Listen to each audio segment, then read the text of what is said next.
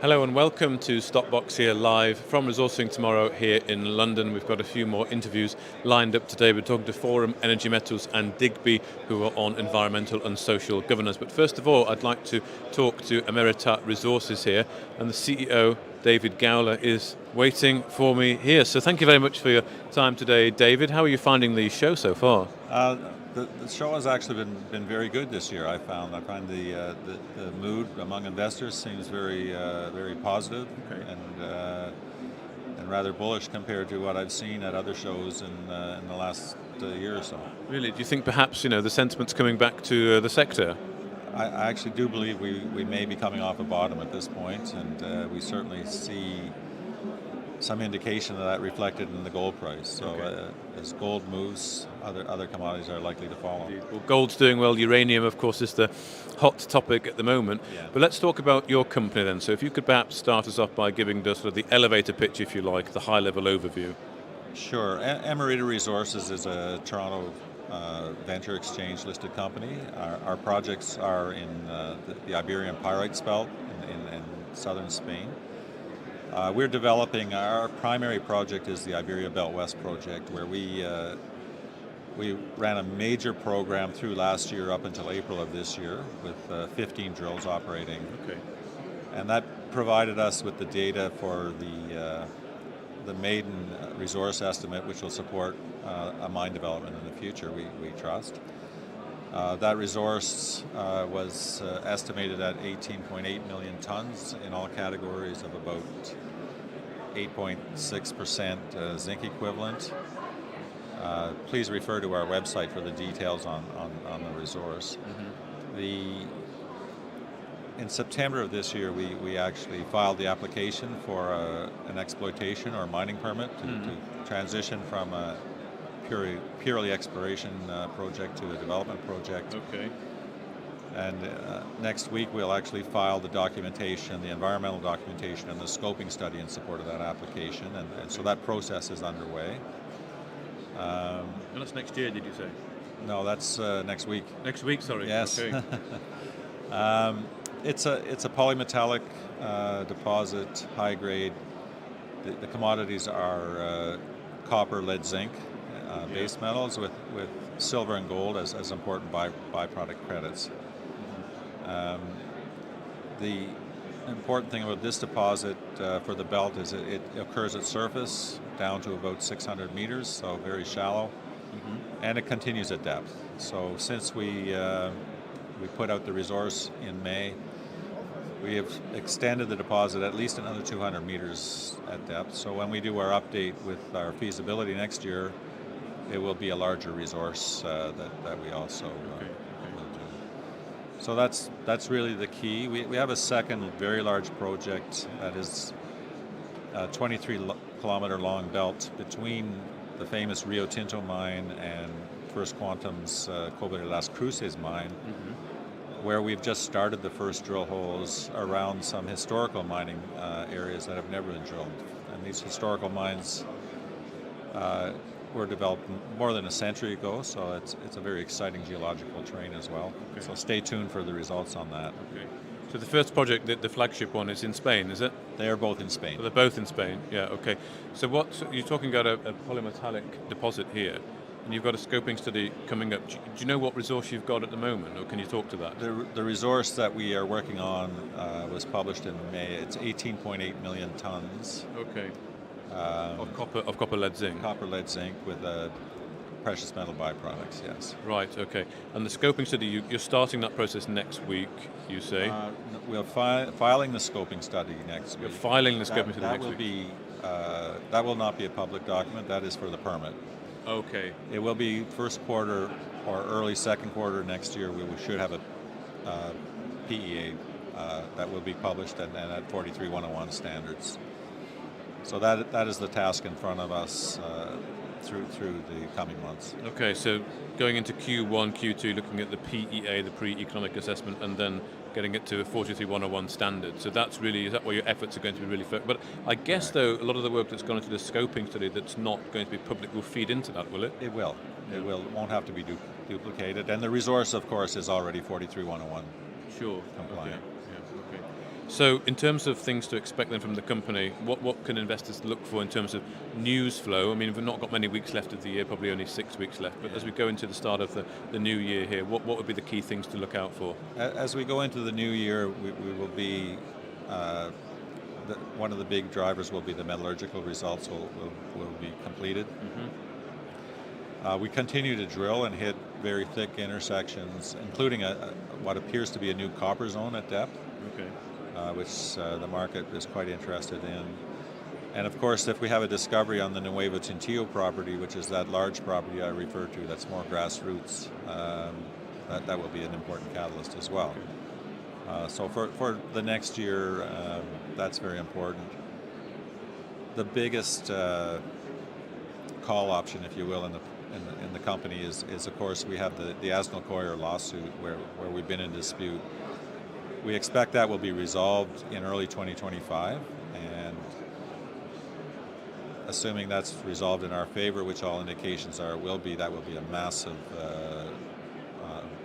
re-rate of the company. Right. Okay.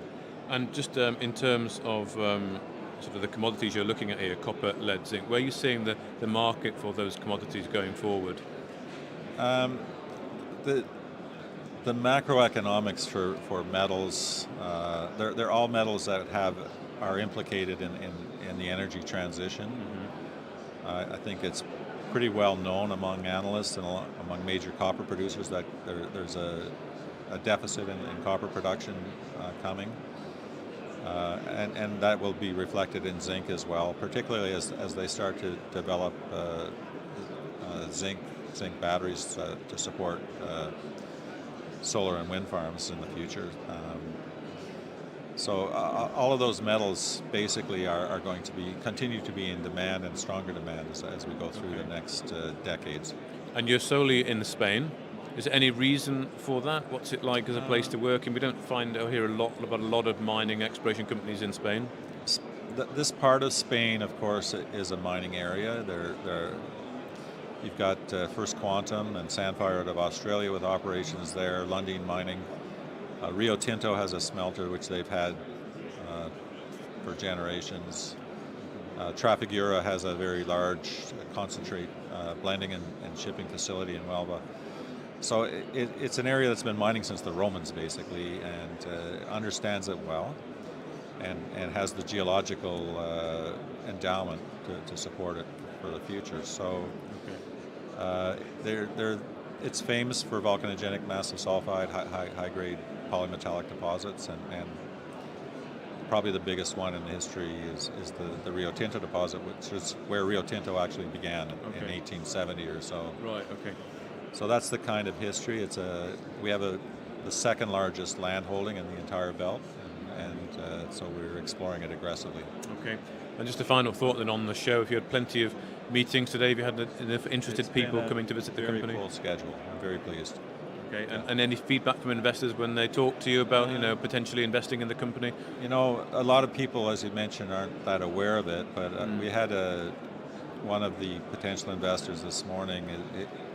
His closing reaction as he left is sometimes you see sleeping opportunities. He said, "This looks like a sleeping giant." And I thought that was a good way to characterize where we are. Okay, well, we'll leave it there. Thank you very much for introducing the company to us. Maybe we can catch up again later in the virtual studio, see how things are going, particularly as you go down to getting into the PEA. Great. But for now, David Gold, thank you very much for your time. We will move on and have a look around the rest of the show. Enjoy the rest of the show. Thank you very much. We'll pop back later.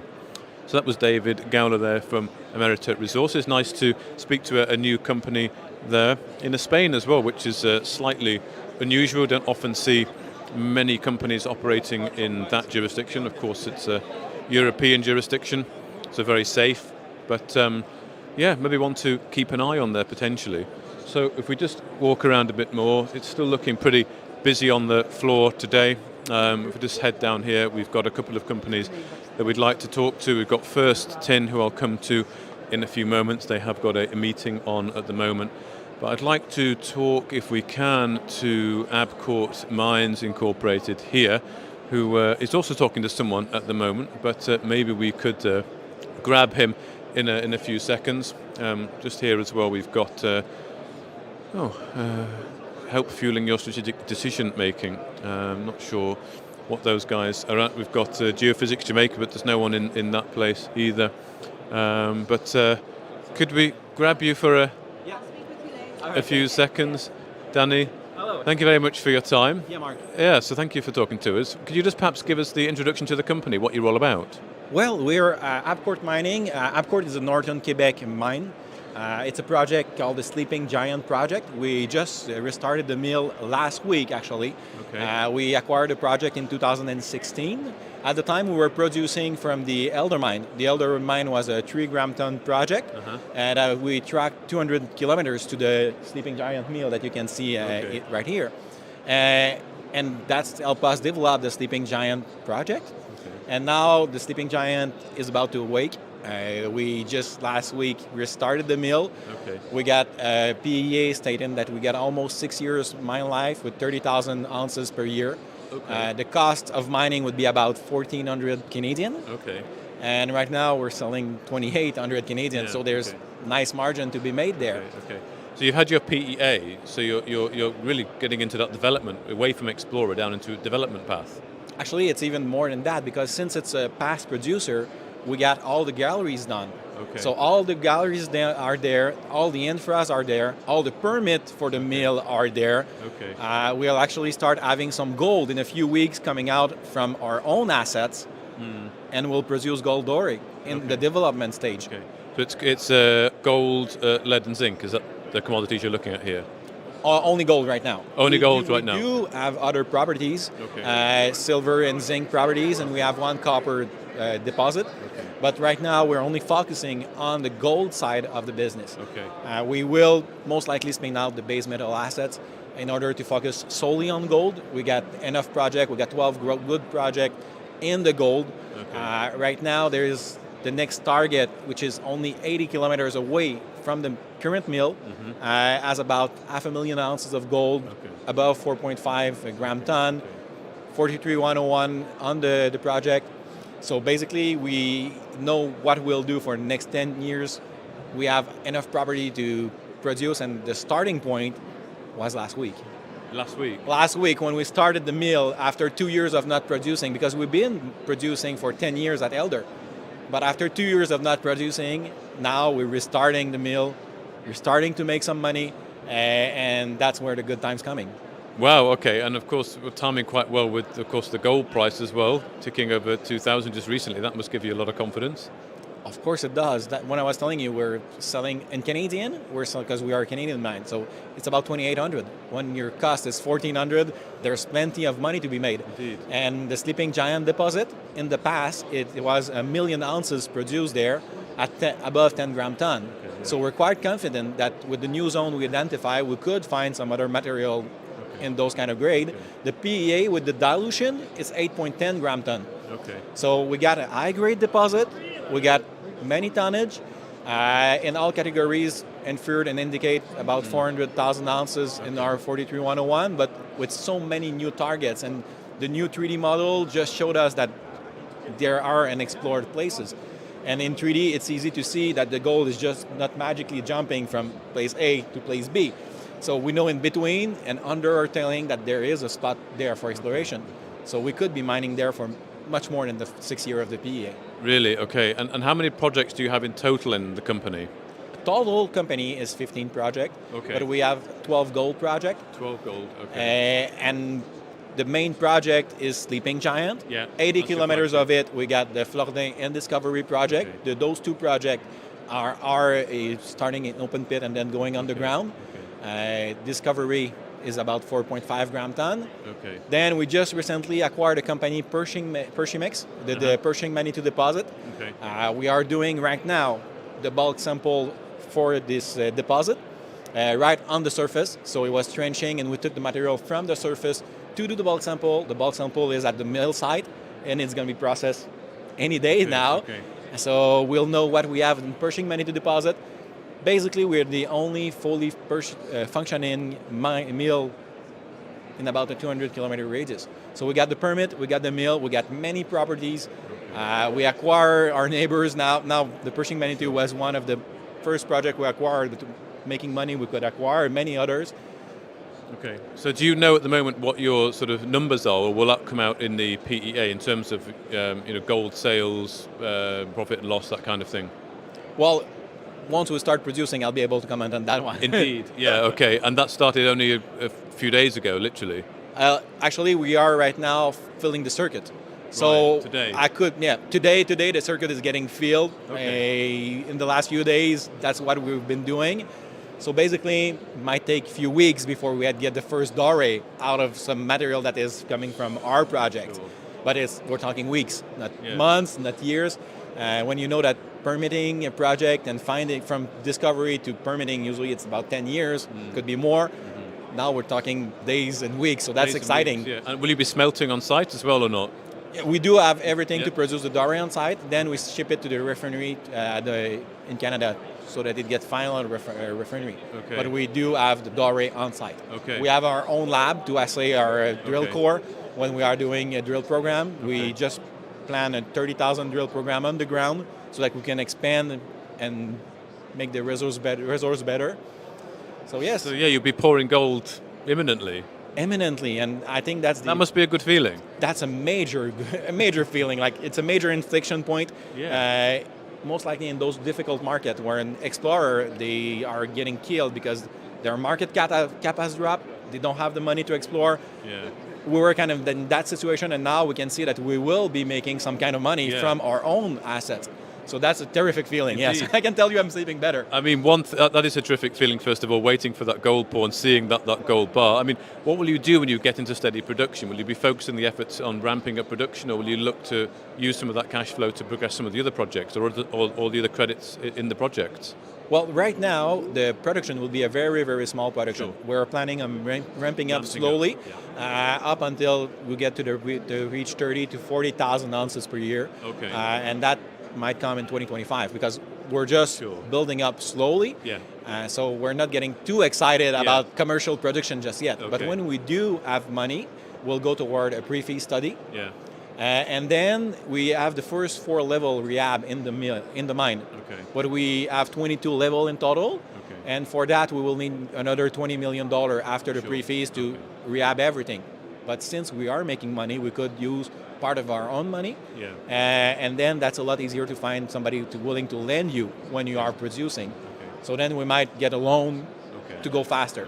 So the focus really is getting that first gold production going, then ramping up over the next year. So that will be the focus of 2024, will it? Really all efforts on ramping up the production. Yes, 2024, it's pre-feed study, Yeah. ramping production, getting to find new resource, new reserve, getting to find new ore body. We got 846 structure Okay. out of Sleeping Giant. We got 1.19 million meter of drilling that has been done so far. So we basically drilled a lot, and we That's a are lot. going to drill in 2024. Plus, we're planning other drilling in other property all around. So we're basically building a camp down there. Wow, okay. And what are you doing at Resourcing tomorrow then? What's the purpose of your few days here? Well, we wanted to get the story out. You want to tell the story, yeah? How many other company can your investor find that are having a fully permitted and functioning mill? Yeah. All those gold projects, a 3D model that can show all of the new material potential for $20 million market cap. $20 million market cap. $20 million market cap. Just when you're in the business, you know that just building a mill nowadays is costing $200 million. Why do you think that is? People are not aware of the story, do you think, or?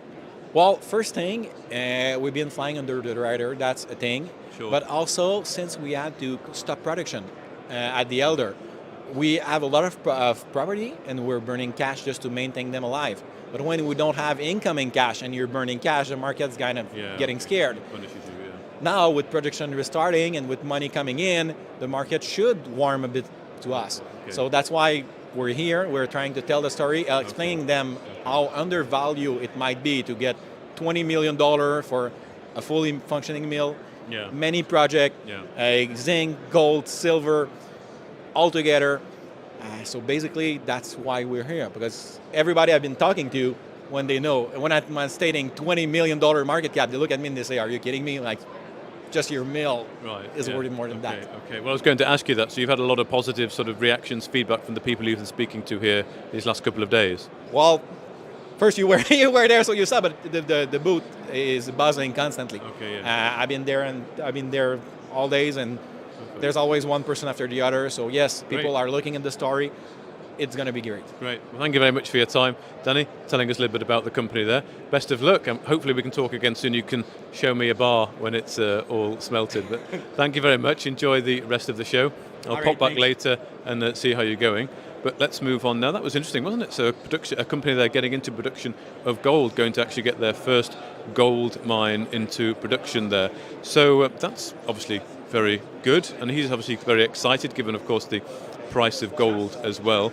So that's all. I'm quite impressed. We've met him, and maybe we can catch up again with him when he does have that bar of gold. I'd like to speak. Yes, he is available. Just checking. Thomas from First Tin. Yes, thank you for joining us. We are live on Resourcing tomorrow and Stockbox. So yeah, thank you for finding the time. How are you doing?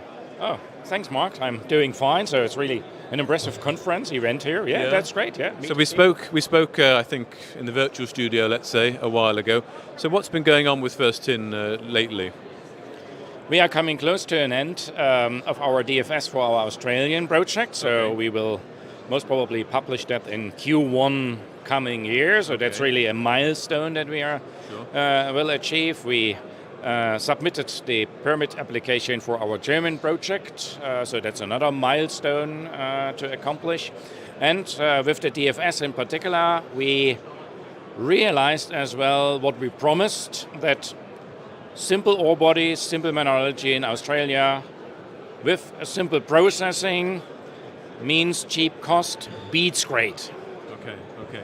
So tin is obviously the commodity, isn't it, that the company is associated with.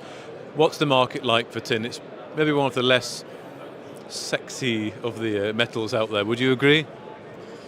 Well, I would rather say it's the most sexy metal. So it's one of the smaller commodities by volume. We talk about a total market volume of 400,000 tons only a year, times $25,000 a ton, ends up with a 10 billion size of the market. So that's really tiny. And that's maybe as well the reason why everyone forgets tin, while it is the contributor to the energy transition. So without tin, no energy transition. Okay. Not many purely tin players on the markets, are there, at the minute? Well, there are only 2 listed tin producer at the market. The rest is either privately owned or smaller groups. So that makes the tin market a little bit opaque. And what one should know as well is that roughly 40 to 45% of the total mined tin volume is coming from artisanal mining, maybe another one reason why the market is so opaque. Okay. So key things coming up then, the DFS, that's a very important milestone. When are you expecting that to be completed? The DFS for Australia we will complete until end of Q1 2024, so beginning of next year. The DFS for the German asset, looking from today, most probably end of Q2 or during Q3 2024. So as well, rather soon. So yes, 2024, you've got 2 DFSs coming out. That could be quite a transformational moment for the company. I mean, that's when, of course, we get to see all the numbers, isn't it? Yeah, indeed. That is a big milestone for the 2 projects. A big milestone for the company.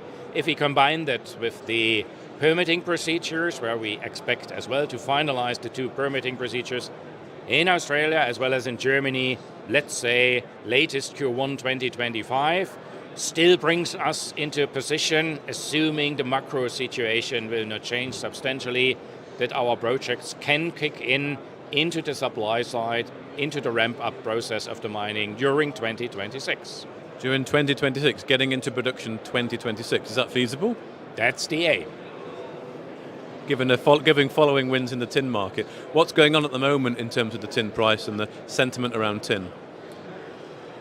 Well, actually, the tin price is moving around $25,000 per ton. So evolved upwards roughly since end of the year, and the forecast says maybe $25,000 per ton is the new floor price. That's rather stable since a number of months even. If we look the supply side, we had two major disruptive impacts during the course of this year. So the Wa province, a province in Myanmar, which provides roughly 10% of the total mined tin to the tin supply, stopped mining, stopped processing 1st of August this year, and has not restarted or allowed to restart mining yet. So even knowing that this material ends usually in China, so China seems to be running short in tin. One second, since roughly mid of last year, the Indonesian government, so the Indonesia being the biggest miner and producer of tin, as well as talking continuously about a ban of tin export, leading to substantial nervosity in the tin market. So how are you feeling then, as CEO of the company? You're going to get, hopefully, well, you are going to get 2 DFSs done. I assume everything's funded to get those DFSs done. How are you feeling about the progress of the company to date? Well, we raised equity beginning of last year. We promised to deliver the DFS and the permitting procedure. We deliver exactly according to our promises. So that's where I'm really proud of my team, delivering really the results that we promise. Looking forward, the macro situation is still unclear. So there are still a number of drivers, I would say. So is the energy transition really achieving these growth rates that were promised? Is electromobility achieving the growth rate they promised? Is PV production achieving those promises? Because all of those are the major demand drivers for tin. So that's still something I hope to see beginning next year. Okay, so that would be thinking about risks in this environment, would that be what you would say the biggest risk is really the macro outlook for the market for tin? Yeah, indeed. It's not only for tin, but for all metals, for all commodities. As long as the outlook is so, I would say, unclear, because we are still moving up and down, nervosity in the market, as long as it stays like that, long-term investments, which a mining investment is always, needs to be really well sorted about. And how are you finding this event then? Have you had plenty of meetings going on, and what's the sort of feedback you've had from the people you've spoken to? Well, I really appreciate that kind of event because it connects a lot of people from different parts of the mining industry. So developers with decent miners, investors with technology companies, you name it. And the mood is by far better than last year. So last year, same time here, the mood was really down. Everybody doesn't know how it goes forward. Today it seems that investors as well as developers, everybody here on this event is by far more optimistic that we are on the right way into a better future for the mining industry. That is very interesting, you say that, and I mean, just some of the companies we speak to, it's still a little bit hard to raise capital. Certainly a lot of liquidity has come out of the markets here from investors, but you're definitely feeling an uptick in sentiment. Do you think it's specifically with the mining sector, or do you think we're seeing a bit more interest coming into the markets in general? I would like to distinguish between two topics. Raising capital, in particular for the public listed companies, is a challenge because looking all the share prices, how they evolved during the course of the last 12, 18 months, they went all down. So that's really harmful if you are in a position to raise equity right now. Right. Is there money available? Yes, it is. But as a CEO, I have to as well to take care for my existing shareholders, where dilution at low prices for sure is a pain for them. I share that very much, not because I'm a CEO, as well because I'm an investor too. One. Second, privately owned companies, there is enough money available. And coming back to First Tin in particular, we raised enough equity beginning of last year, so we are still properly financed to fulfill our requirements and to deliver our studies. So do you think there's a difference between a company who's looking to raise money and a company who perhaps has money already raised or is going a bit further down that value curve like you are with the DFS? Are they valued a bit more higher, do you think, in the markets?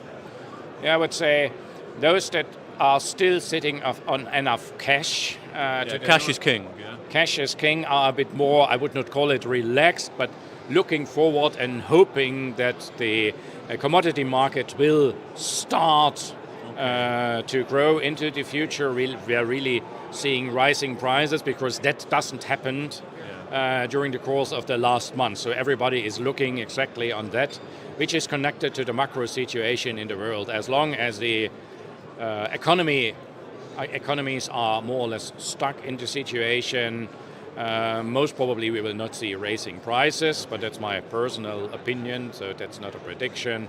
But once the prices will really increase, I believe then the mining industry is well prepared to deliver. But as a final question on where your focus is going to be over the next few months, of course you've got the 2 DFSs. Is all the work planned, subcontractors appointed, everything ready to go, and it's really head down for the next 3 to 6 months to get those 2 DFSs completed? Exactly. That's the actual focus of the 2 projects team we have. We have 2 independent teams, one in Germany, one in Australia. They are absolutely focused on delivering the studies. Okay. Thank you very much for your time. Thomas from First Tin, the CEO there. Good to talk to you again. Enjoy the rest of the show. Thanks a lot. Thank you. Well, there we go. That's Thomas Buinger there, the CEO of First Tin. So that concludes this little live stream for now. I'll be back talking to Forum Energy Metals and Digby on the environmental social governance side of things. So thank you very much and stay tuned on Stockbox. If you enjoyed this interview, then give us a thumbs up, a like or a retweet. Subscribe to us on YouTube or follow us on Twitter and hit that notification bell to be the first to know when we release new content. There's loads of great content on our website too, across all our programs at stockboxmedia.com. Thank you for watching.